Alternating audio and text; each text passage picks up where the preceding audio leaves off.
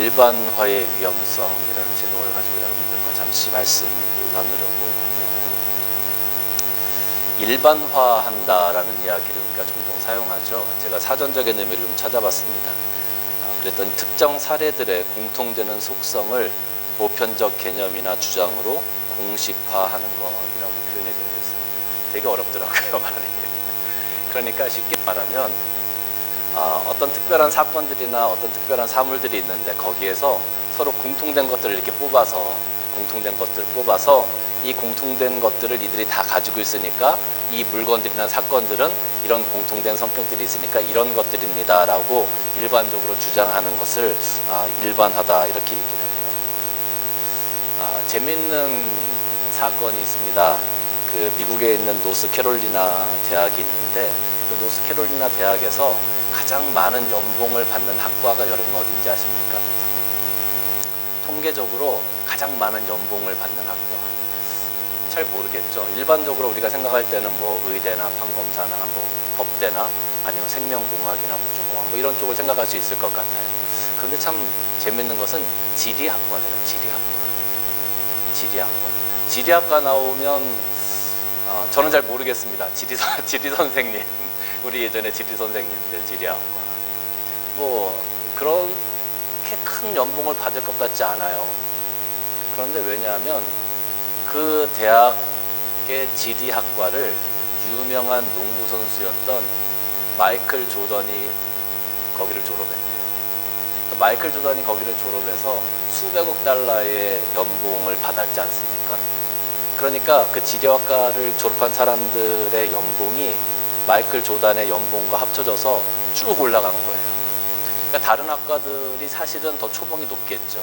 그런데 통계를 내다 보니까 마이클 조던의 연봉이 너무 크니까 이 학과가 그냥 쭉 올라간 거예요. 그래서 기본적으로 연봉이 뭐 최소한 10만 불 다 이상이 되는 거예요. 통계적으로 볼 때는. 이것을 통계학의 오류라고 이야기를 하기도 합니다. 만약에 어떤 사람이 노스캐롤리나 대학 지리학과를 보니까 연봉이 10만 불 이상이더라. 그런 것들을 바라보고 그 지리학과에 입학을 했다고 하면 아마 큰 낭패를 보지 않겠습니까? 어떤 특정한 사건 하나를 가지고 그것을 일반화시켰을 때 나타나는 그런 오류들, 잘못된 결과들이 생각보다 많아요. 그것을 우리가 일컬어서 일반화의 오류라고 이야기를 합니다. 일반화의 오류를 이야기할 때 여러 가지 케이스들이 있는데 그 중에 가장 주된 것이 첫 번째는 성급한 일반화의 오류예요. 성급한 일반화의 오류. 그건 무엇이냐면 예를 들어서 어느 학교에 갔어요. 어느 학교에 가서 학생들이 만약에 거기 수천 명이 있는데 한 2명 학생을 만나보는 거예요. 첫 번째 학생을 만나서 이렇게 얘기하다 보니까 이 학생이 영어를 굉장히 잘해요. 이 학교 학생이 영어를 잘하네.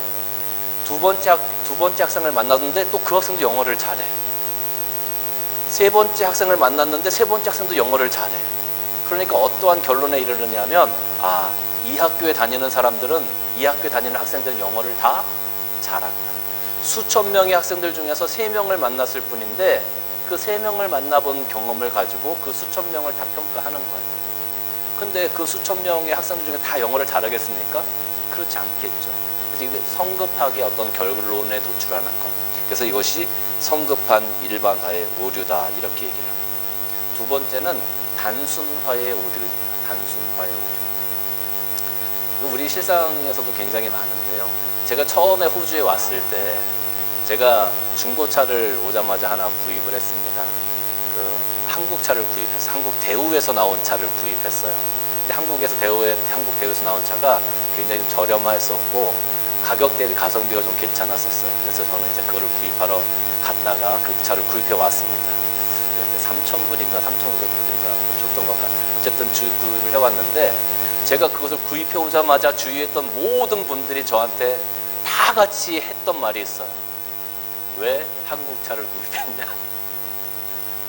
왜 한국 차를 구입했냐? 구입하려면 어디 차를 구입해야 돼? 그쵸? 일본 차를 구입해야지. 도요타 차 얼마나 좋은데 왜 한국 차를 구입했냐라고 다들 저한테 한마디씩 하시더라고요. 도요타 품질이 뭐 조금 좋은 건 알겠습니다. 그런데 도요타 차가 다 좋은 건 아닐 것 아니겠습니까? 길 가다 보니까 어떤 분들은 그런 얘기도 하세요. 나는 길 가다가 지금까지 도요타 차가 길거리에 서 있는, 고장나서 서 있는 걸 한 번도 본 적이 없으시대요. 뭐 그러실 수도 있겠죠. 근데 저는 여러 번 봤거든요.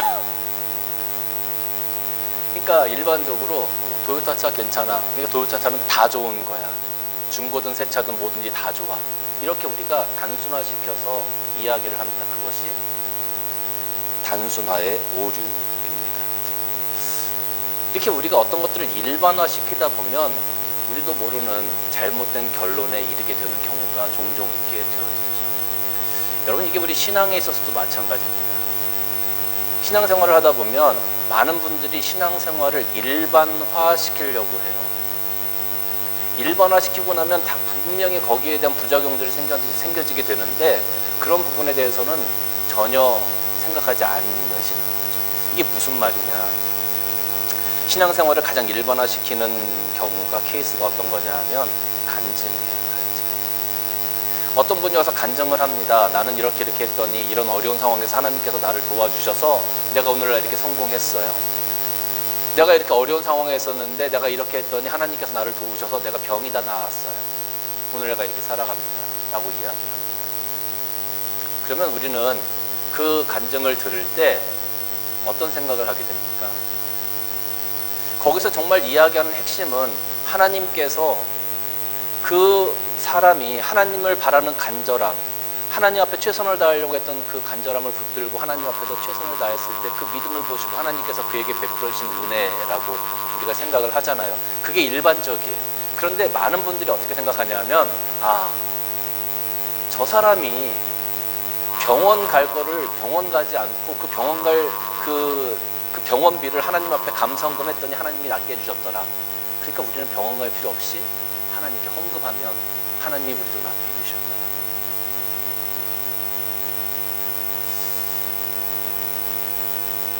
네, 그 사람이 정말로 힘든 가운데서 하나님께 기도하고 하나님께서 어떤 사람을 보내셔서 그 사람을 통해서 이 사람의 삶이 바뀌어지게 되었다.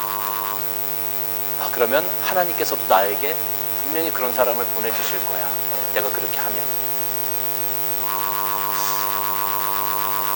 간증을 들을 때 그 간증을 통해서 하나님께서 어떻게 역사하시고 하나님의 은혜를 어떻게 베풀어 주셨는지를 바라보면서 우리가 우리 삶 가운데, 신앙 가운데 격려를 받고 우리가 힘을 얻고 용기를 얻어서 나도 하나님 앞에 더욱더 열심히 신앙적으로 살아가야 되겠다라는 결단을 하고 그렇게 세워져 가는 것들을 바라는 건데, 우리는 그 간증을 들을 때 그분이 겪었던 삶이나 삶의 방식들을 일반화시켜서 내 삶에도 그대로 적용시키려고 그래요. 그러니까 그게 문제가 되는 거야. 저 사람한테는 됐는데 나한테는 그게 일어나지 않는, 결과로서 다가오지 않는 그런 오류가 생기게 되죠. 여러분, 오늘 본문으로 한번 들어가 보겠습니다. 이스라엘 자손들로 말미암아 여리고는 굳게 닫혔고 출입하는 자가 없더라. 이스라엘 백성들이 이제 여리고 그 가나안 땅으로 입성하게 되어집니다. 가나안 땅에 들어와서 하나님께서 그 이스라엘 백성들을 통해서 어떻게 역사하셨는지 가나안 땅 백성들에게 소문이 난 거예요. 이스라엘 백성들이 그 강야를 건너오면서 어떤 왕들과 대결을 했고 어떻게 이겼고 애굽을 어떻게 탈출해 왔고 애굽 백성들이 어떻게 됐는지를 이 가나안 땅 백성들이 다 들은 거예요. 그러니까 그런 이스라엘 백성들이 들어온다고 하니까 이 가나안 땅 백성들이 겁이 났던 거죠. 자기들이 사실은 강한 민족임에도 불구하고 이스라엘 백성들이 훨씬 더 강하게 보였어요. 지금까지 걸어왔던 길을 바라보니까. 그러니까 문을 굳게 닫고 이제 완전히 그 성 안에서 옴짝달싹하지 않는 거죠. 여호와께서 여호수아에게 이르시되 보라, 내가 여리고와 그 왕과 용사들 내 손에 넘겨주었으니 너희는 모든 군사는 그 성을 둘러 성 주위를 매일 한 바퀴씩 돌되 엿새 동안 그리하라. 매일 한 바퀴씩 성을 돌라는 거예요. 매일 한 바퀴씩. 그리고 일곱째 된 날에는 양각 나팔을 잡고 언약궤를 앞에 나가게 하고 일곱째 날에는 그 성을 7번 돌으라는 거죠. 7번. 그리고 제사장들은 나팔을 불고 소리를 크게 지르라는 거예요. 제사장들은 양각 나팔을 길게 불어 그 나팔 소리가 너에게 들릴 때 백성은 다 큰 소리로 외쳐 부르라. 그러면 성벽이 무너져 내릴 거다. 성벽이 무너졌네요. 사실 어떻게 보면 말이 안 되는 일이잖아요. 하루에 한 바퀴씩 돌고 7째 날 7바퀴를 돈다고 해서 그 성이 무너질 거다. 누가 기대할 수 있겠습니까? 거기서 소리를 지른다. 누가 기대할 수 있겠습니까? 안 되는 거잖아요. 많은 성경학자들이 이 기적을 해석해내기 위해서 여러 가지를 이야기합니다. 첫 번째는 공명현상. 여러분 이렇게 같은 주파수가 쫙 되어지면 유리잔이 탁 깨지는 거 혹시 아시나요? 그런 거 혹시 보신 적 있으세요? 예, 같은 주파수가 계속 이렇게 되어지면 그 주파수의 흔들림 때문에, 주파수의 그 파동 때문에 유리병이 깨어져요. 또 같은 주파수가 계속 되어지면 우리는 들을 수 없지만 강아지들은 들을 수 있고 뭐 이런 것들이죠. 그래서 이게 그 파동 때문에 이 소리를 질렀을 때 그 파동이 그 성벽이 무너지는 파동하고 일치되어서 그것이 무너졌다는 거예요. 어떤 분들은 와 하고 소리를 지를 때 갑자기 때마침 지진이 나서 그 성벽이 무너졌다는 거예요. 뭐 이성적으로 해석을 하려면, 논리적으로 설명을 하려면 그럴 수밖에 없겠죠. 그런데 많은 사람들이 지금 집중하는 게 뭐냐 하면 여리고성이 무너진 그 방법, 왜 무너졌을까, 어떻게 해서 무너졌을까를 바라보면서 7바퀴를 돌고 소리를 질렀다. 거기에 집중을 하고 있거든요. 거기에 집중. 근데 여기서 진짜 말씀하고자 하는 건 뭡니까? 말씀하고자 하는 것은 여리고성이 왜 무너졌느냐, 7바퀴를 돌았느냐, 8바퀴를 돌았느냐, 소리를 어떻게 질렀느냐가 아니라 여리고성이 무너진 이유는 이스라엘 백성들이 하나님 앞에 순종하려고 노력했던 그런 모습들, 이스라엘 백성들이 하나님을 의지하려고, 신뢰하려고 노력했던 그 믿음들, 그런 것들이 사실은 여기서 이야기하고 싶어 하는 거예요.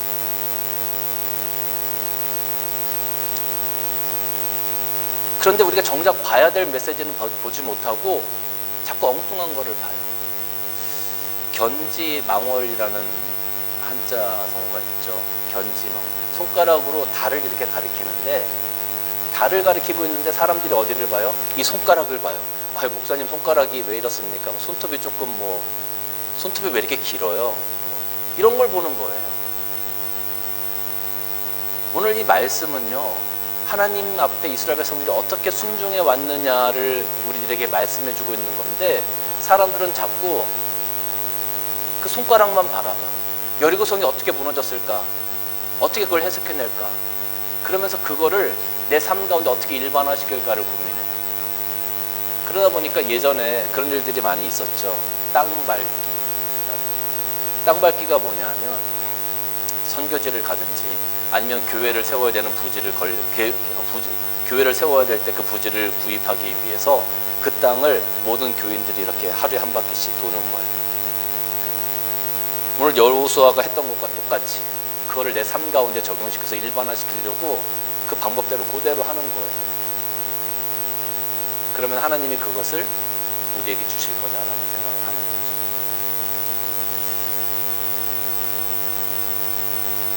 여러분, 만약에 믿음의 방법을 우리에게 일반화시켰을 때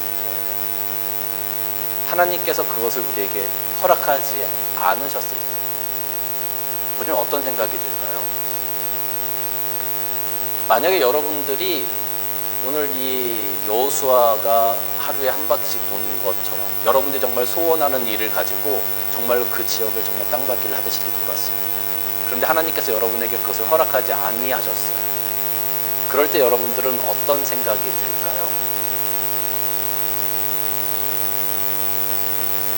그 모습을 바라본 여러분 주위에 있는 사람들은 여러분들에게 무엇라고 얘기할까요?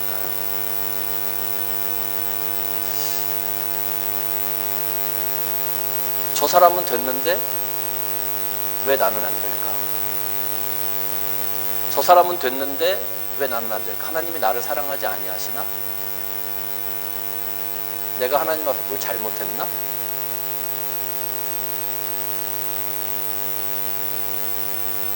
이런 신앙의 모습을 일반화시켜서 공식화를 시키면, 공식은요, 거기에 숫자를 딱 대입하면 결과가 딱 나와야 돼. 정답이 딱 나와야 되는 게 공식이에요. 다른 사람의 삶의 경험과 신앙의 경험을 일반화시켜서 공식화시켜서 내 삶에 적용시켰을 때 그 정답이 딱 나오질 않아. 그러면 공식이 틀렸다고 이야기할 수 있어요? 공식이 틀렸다고 이야기하기 굉장히 어려워요. 왜? 이건 하나님의 방법이었으니까. 하나님이 하신 일이었으니까. 굉장히 어려워요. 그럼 누가 잘못된 거예요? 내가 잘못된 거예요. 내가 잘못된 거예요. 나는 그 사람처럼 믿음도 없는 사람이고, 나는 그 사람처럼 하나님께 사랑도 받지 못하는 사람이고, 나는 그 사람처럼 능력도 없는 사람. 하나님 왜 저를 이렇게, 왜 나는 이런 사람일 수밖에 없습니까? 하나님 원망하게 되어집니다. 내 삶에 대해 좌절하게 되어집니다. 낙심하게 되어집니다. 만약에 우리가 다 그런 공식을, 그런 어떤 신앙의 형태를 일반화시켜서 우리가 다 가지고 있는 공동체라고 하면, 만약에 우리 중에 하나가 최선을 다해서 하나님 앞에 했는데 그 공식에 대한 결과가 나오지 않았어. 그럼 주위에 있는 사람들이 뭐라 그럴까요? 왜 안 돼? 저 사람은 되는데 왜 당신은 안 되는 거야? 당신한테 문제가 있는 거지. 당신이 기도 안 해서 그런 거지. 당신이 믿음이 없으니까 안 되는 거지. 당신이 부족하니까 안 되는 거지. 모든 사람들이 아마 우리를 심판하고 정죄할 겁니다. 겉으로는 얘기하지 않지만, 저 기도 안 해서 그렇지 뭐 뻔하지 뭐. 기도하면 저 사람 다 되는데 왜 저 사람 안 되겠어? 그러니까 안 되는 거지. 다 그렇게 생각할 거예요. 이게 아주 큰 문제. 신앙을 일반화시켰을 때 나타날 수 있는 굉장히 큰 위험한 모습이 바로 이런 되는 거예요. 여러분, 우리가 신앙을 일반화시키잖아요. 일반화시키면 그 동기나 과정에는 큰 의미를 두지 않아요. 신앙을 일반화시키면 뭐에 집착하게 되냐면 결과에 집착하게 되어져요. 왜냐하면 이미 공식이 딱 있기 때문에 그 공식이 과정이거든요. 거기 대입하는 게 우리들의 동기거든요. 그 공식이 딱 있으니까 거기에 우리의 동기를 다 대입해. 공식하고 동기는 우리가 볼 것이 없어. 이 결과가 딱 도출돼야 되는 거예요. 근데 결과가 만약에 우리가 기대하는 결과가 아니라면 문제가 되는 거죠. 다시 말해서 신앙을, 다른 사람이 경험했던 신앙을 일반화시켜서 나의 신앙에 적용시키려고 하면, 그 공식을 나의 신앙에 적용시키려고 하는 사람들은요, 동기나 과정에는 관심이 없어요. 오직 결과만 바라보게 되어져요. 그 결과가 좋지 않으면 이 모든 게 다 잘못된 거예요. 내 삶이나 내 신앙 다 잘못된 거예요. 하나님이 잘못됐다고 이야기할 수 없기 때문에 그 책임을 다 우리 인간이, 내가 가져가야 되는 거예요.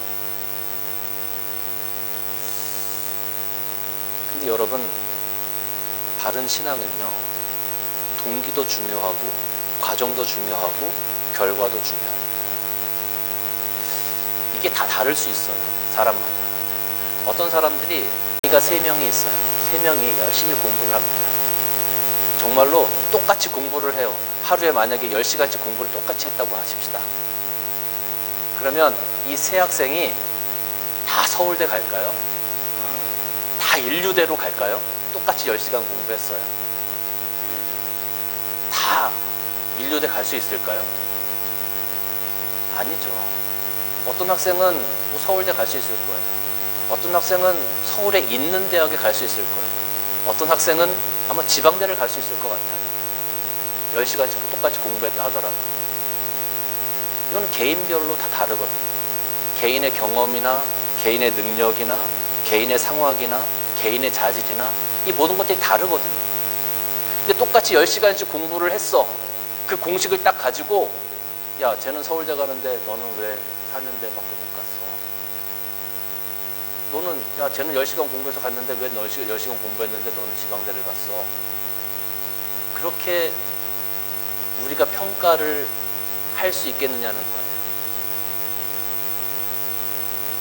우리가 신앙생활을 일반화시켜서 공식화시키면 우리는 그런 것들을 지적하는 사람들이 될 수밖에 없는 거예요.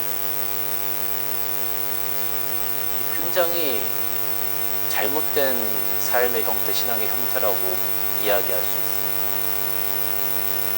다 다르거든요.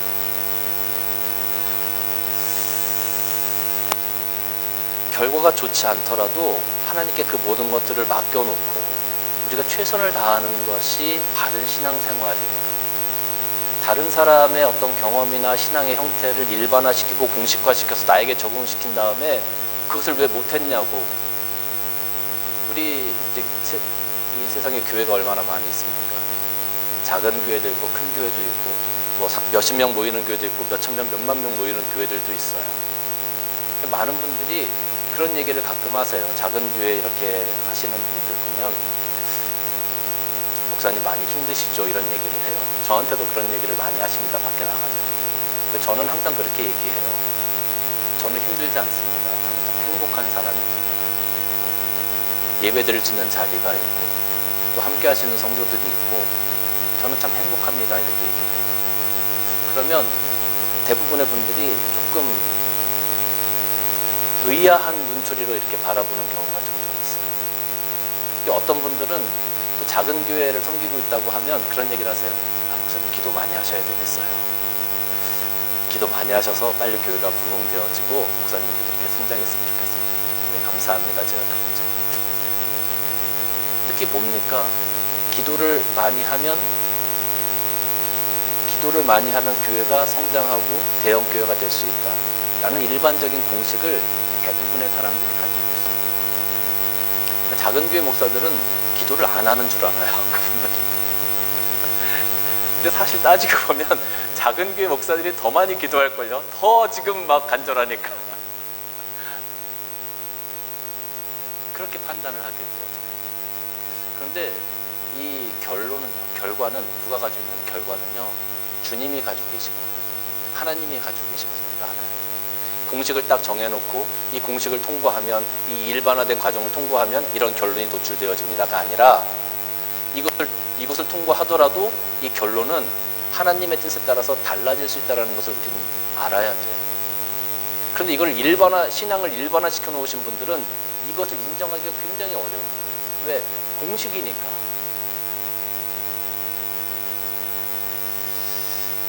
마태복음 20장 말씀을 보면 포도원 품꾼의 비유가 나와요. 여기 보면 이런 말씀이 있어요. 천국은 마치 품꾼을 얻어 포도원에 들여보내려고 이른 아침에 나간 집주인과 같으니 그가 하루 한 데나리온 품꾼들과 약속하여 그랬어요. 하루에 몇 데나리온? 한 데나리온. 한 데나리온 품꾼들과 약속해서 포도원에 들여보냈어요. 아침에. 그 제3시에 나가보니 장터에 놀고 있는 다른 사람들이 또 있어요. 또 그들에게 이르되 너희도 포도원에 들어가라 내가 너에게 상당히 주리라 하고 그들이 들어갔어요. 여기서 두 번째 들여보낸 사람도 하루에 한 데나리온을 약속하고 들여보낸 거예요. 6시와 9시에 또 나가니 사람들이 또 있어요. 그러니까 그 사람들한테도 한 데나리온을 약속하고 들여보낸 거예요. 11시에도 나가서 이제 끝날 때가 다 됐는데 11시에서 나가서 보니 사람들이 또 있어요. 어째 종일토록 여기서 서 있느냐. 우리 품꾼으로 쓰는 사람이 없습니다. 그러니까 포도원 주인이 내가 너희도 똑같이 줄 테니까 너희도 포도원에 들어가서 일해라. 그때 가서 또 일하는 거예요. 그래서 끝날 때가 됐습니다. 포도원 주인이 청지기에게 이르되 품꾼들을 불러 나중 온 자로부터 시작하여 먼저 온 자까지 삭슬 주라 하니 11시에 온 자들이 와서 얼마 받았어요? 한 데나리온 받았어요. 먼저 온 사람들이 가만히 생각해 보니까 야 이거 저 사람들 한 데나리온 저 사람 뭐 한두 시간 일하고 한 데나리온 받으니까 나는 더 받을 수 있겠구나. 당연하죠. 그렇게 생각하시죠. 나는 하루 종일 일했으니까 더 받을 수 있겠구나. 그렇게 생각을 한 거죠. 그런데 그들이 얼마 받았어요? 한 데나리온을 받았어요. 이 사람들이 뭐라고 그러냐면 주인을 향해서 어떻게 했다고요? 원망했어요. 왜냐하면 나중에 온 사람들은 한두 시간밖에 일 안 했단 말이에요. 근데 나는 하루 종일 일했단 말이에요. 그러니까 왜 이걸 똑같이 줍니까? 어떻게 똑같이 대우를 합니까? 근데 주인이 여기서 뭐라고 얘기하냐면 친구야 내가 너한테 약속한 게 얼마냐? 한 데나리온. 너 약속한 거 한 데나리온 받았잖아. 한 데나리온 받았잖아. 약속한 거 받았잖아. 근데 왜 불평을 하냐? 그럼 이거를 우리가 좀 잘 이렇게 좀 생각을 해봐야 돼요. 우리가 일반적으로 난 하루 종일 일했고 저 사람들은 한두 시간밖에 일하지 않았어. 그러니까 나는 당연히 더 받아야 돼 라는 이 생각이 일반적인 거예요. 일반적인 거. 그게 품꾼들 생각 속에서 공식화되어져 있었어요. 당연히 그게 페어한 거다, 공평한 거다. 그렇지 않으면 불공평한 거다라고 생각을 한 거예요. 그러니까 자기들이 받아야 될 거를 다 받았음에도 불구하고 나는 더 받아야 되겠다라고 생각하는 거죠. 이게 그런 마음들과 그런 생각들이 공식화되어지고 일반화되어지니까 주인을 원망했다. 본인들이 받을 걸 다 받았음에도 불구하고 원망했다. 왜 원망했을까요? 왜 원망했을까요? 내가 손해보는 기분이야. 내가 받을 건 다 받았는데 내가 손해보는 기분이야. 난 더 받아야 될 것 같거든. 약속은 한 데나리온이었는데 내가 한 데나리온 받고 보니까 내가 뭔가 손해보는 기분이야. 그러니까 원망하는 거예요. 공식에 딱 집어넣어서 자기가 원하는 답이 나오지 않을 때 주인을 원망하게 되는 거예요. 우리가 신앙 가운데 내가 그 신앙의 공식을 가지고 거기에 일반화된 공식을 가지고 거기다 나의 삶을 집어넣었을 때 내가 원하는 결과가 나오지 않으면 우리는 하나님을 원망하게 되어 있습니다. 굉장히 이거 큰 신앙의 오류입니다. 주인이 14절에 내 것이나 가지고 가라. 네 거 받았으니까 가라. 나중은 이 사람에게 너와 같이 주는 것이 내 뜻이다. 모든 것들을 일반화시켜 놓고 그 공식 안에 네가 모든 것들을 집어넣은 다음에 네가 원하는 결과를 받으려고 하지 말아라. 그 결과는 누구의 뜻이야? 내 뜻이다. 하나님의 뜻이라는 거예요. 그러니까 우리는 하나님을 원망할 수가 없는 거예요. 그 일반화시키고 공식화시키면 안 돼요. 굉장히 위험합니다. 신앙생활.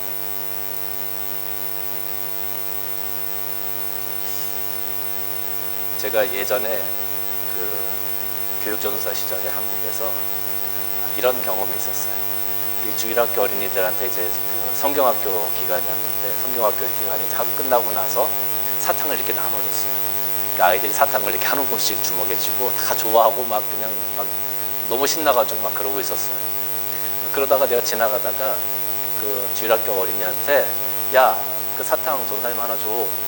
전사님 사탕 먹고 싶어. 그랬더니 이 녀석이 안 준다는 거야.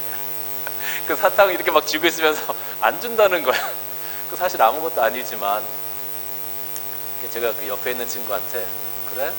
그래 그럼 뭐 어쩌서 야 누구야? 그럼 네가 전사님 사탕 하나 줘. 그렇게 이 녀석이 덜컹 하나를 주는 거예요. 저한테. 아니 너무 예쁘더라고요. 그래서 제가 제 주머니에 있는 사탕을 꺼내서 한 10개를 그 아이 손에 이렇게 쥐어줬어요. 그러고 나니까 저한테 처음에 사탕을 주지 않았던 친구가 제 옆에서 계속 빙빙 도는 거예요. 제가 알죠. 이 아이도 사탕을 원한다는 것을. 제가 그 아이한테 너 전선생 사탕 하나 줄래? 그랬더니 주겠다는 거예요. 제가 하나 받았어요. 사탕을 맛있게 먹었어요. 그리고 그 자리를 떠나왔어요. 어떻게 됐을까요? 그 아이가 울고불고 난리가 났어요. 그 다음에 울고불고 난리가 났어.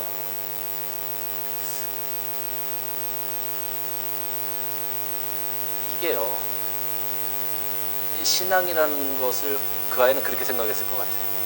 내가 보니까 저 아이가 전사님한테 사탕을 하나 줬어. 전사님이 그 아이에게 사탕을 더 많이 줬어. 그렇지, 나도 내가 전사님한테 사탕을 주면 당연히 전사님이 나한테 이렇게 줄 거야 를 기대한 거죠. 동기와 과정이 아니라 그걸 공식화시켜서 나도 이렇게 받을 수 있어. 그 아이가 하나 줬어요. 제가 그 아이에게 10개를 줄 수도 있고 20개를 줄 수도 있지만 안 줄 수도 있는 거예요. 그건 누구 마음이에요? 그건 제 마음이에요. 여러분, 우리가 하나님 앞에 최선을 다하는 삶을 가지고 나아갈 때 하나님께서 우리에게 주실 수도 있고 안 주실 수도 있는 거예요. 그건 우리의 삶과 내 경험과 내 그릇과 우리의 준비와 이 모든 것들을 다 종합해서 하나님께서 우리에게 주시는 결과예요. 그 결과는 사람마다 다 다를 수 있다는 거예요. 근데 그것을 공식화시키고 일반화시켜서 왜 안 됩니까? 라고 우리가 원망할 수 있느냐, 하나님. 그럴 수 없다는 거예요. 그런데 우리 일반적으로 신앙생활 하시는 분들이 대부분 그렇게 신앙생활 하시는 분들이 참 많아요. 그러니까 땅 밟기라 그래서 그 땅을 계속 돌고 이런 일들이 계속 생겨지게 되는 거예요.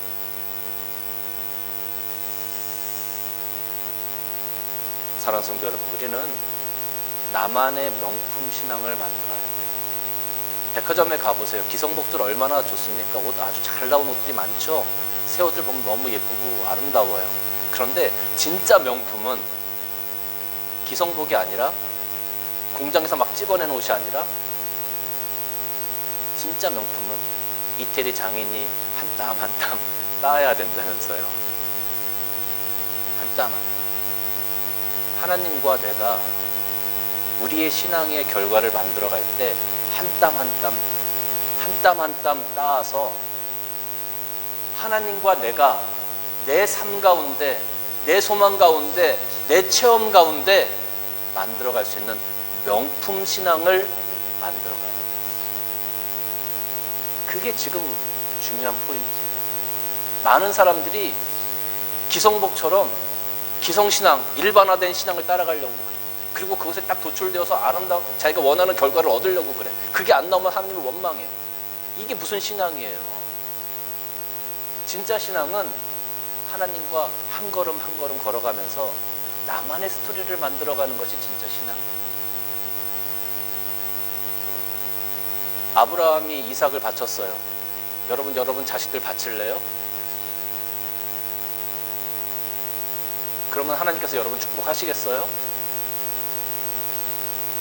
아브라함에게 있어서는 그때 그렇게 할 수밖에 없는 하나님의 인도하심이 있었던 거예요.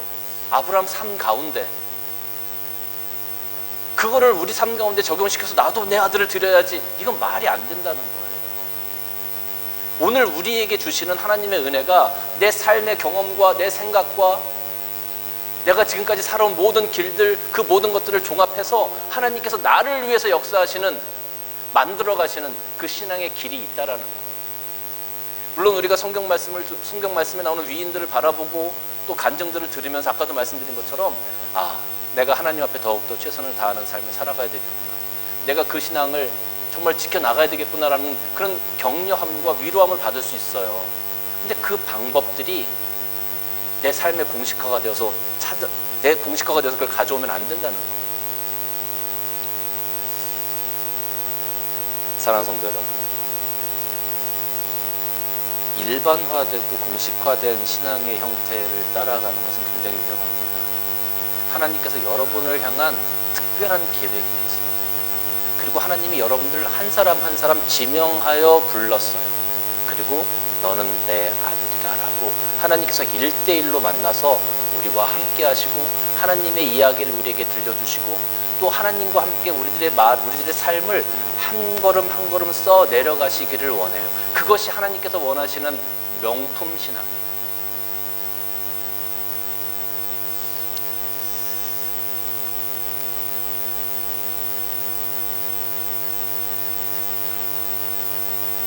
하나님께서 우리 여러분들을 지명하여 불러서 너는 내 아들이라, 너는 내 아들이라, 너는 내 아들이라, 너는 내 딸이다, 너는 내 딸이다.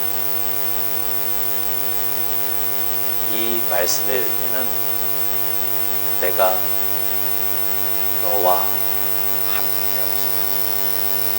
너는 나와 함께 걸어갈 특별한 사람. 사랑하는 성도 여러분, 하나님과 함께 가시면서 여러분들의 명품 신앙의 모습을 만들어 보세요. 그리고 그 명품 신앙의 그 백을 한번 다 걸쳐 보세요. 그때 모든 사람들이 여러분의 삶의 모습, 신앙의 모습을 부러워하게 될 겁니다. 세상에 명품 많잖아요. 비싼 거 다 걸치고 지나가 보세요. 젊은 애들 눈이 쫙 돌아갑니다. 우리가 하나님과 함께 명품 신앙 만들어서 다 옆에 걸고 지나갈 때 세상의 모든 사람들 눈이 쫙 돌아갈 수 있게끔 그런 아름답고 훌륭한 명품 신앙을 하나님과 함께 만들어 가시는 여러분들 되시길 주님의 이름으로 축원합니다. 기도하시겠습니다.